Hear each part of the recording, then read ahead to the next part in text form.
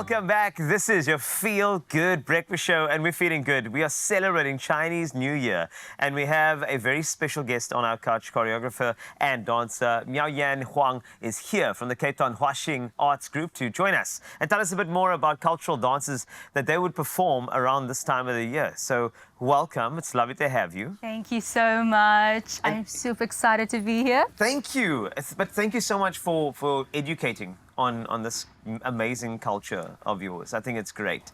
And when it comes to Chinese New Year, now, you know, everybody's New Year is different. They go 3, 2, 1, and then they start dancing or they start moving. You know, there's a dance for everybody. But you have something different in the Chinese culture. So for your arts group, what would you say would be the best traditional dance for a Chinese New Year celebration? As you can see, China has many diverse cultural groups. We have 56 different ethnic groups, and I would say thousands of different types of dances. So today our performance would be just a mixture of all those cultures together. And just to give you a little taste of the traditional dance and also a bit of the modern dance fused together. So I would say this would be the best presentation for the youth now in China and the traditional dances that they do. Oh, that's incredible. So tell me about the tradition to modern. Usually there's always a fight between that's too modern or you should stick to the basics of traditional. How have you found bringing those two things together, honoring the tradition, but bringing it up to date for a brand new year?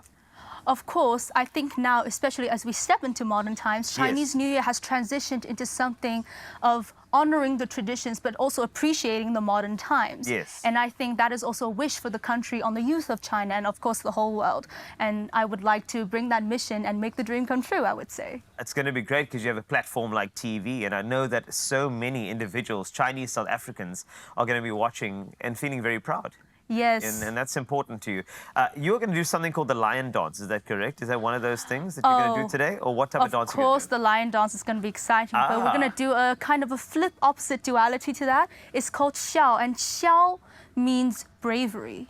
And of course, in the year of the snake, it means wisdom and change and transition. And I want to accentuate the theme through my dance. So as you can see, my very flowy costume. Yes. And we're going to have a very flowy fan. And of course, beautiful girls that will be dancing with me. And I hope to portray that for the audience today. I think you definitely will. In fact, I know, because in the dance is a message. What type of message should us, the viewer, feel from the dance? What is it supposed to send across to anybody watching?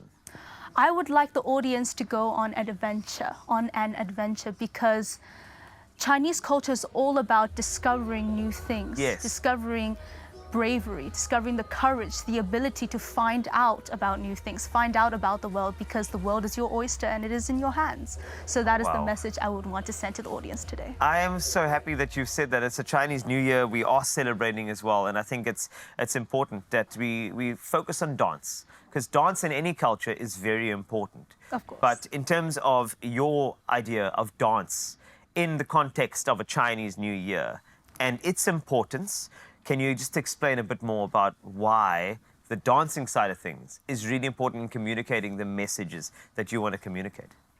I would say dance is a non-verbal way of telling a story to an audience. Yeah. And I think that the way Chinese dance is able to portray that, not only through its eccentric costumes and beautiful music, but rather through the flow of the movement, you can see, let's say, water. And the way the sleeve drags from the costume might symbolize the wind. And the way the fan flows and draws curves in the air might symbolize the mountains. Just the vast nature of the Chinese highlands.